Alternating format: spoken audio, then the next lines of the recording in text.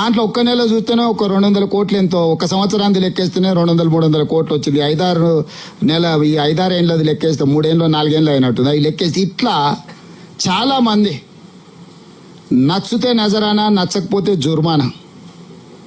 ఈ విధానం జిఎస్టీలో కానీ, వ్యాట్లో కానీ, ఎక్సైజ్ డిపార్ట్మెంట్లో కానీ అడ్డగోలిగా అసలు ఎట్లా పడితే ఎడాపెడా దోపిడీదారులకి ప్రభుత్వం సహకరించింది.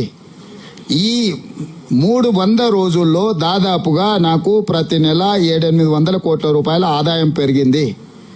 నాకు నమ్మకం ఉంది ఇంకా కొద్ది రోజుల్లో ఒక 3 నెలల్లో 1000 కోట్లకు, అంటే ప్రతి నెల 1000 కోట్ల ఆదాయం పెరిగితే నాకు సంవత్సరానికి 12,000 కోట్ల ఆదాయం పెరుగుద్ది.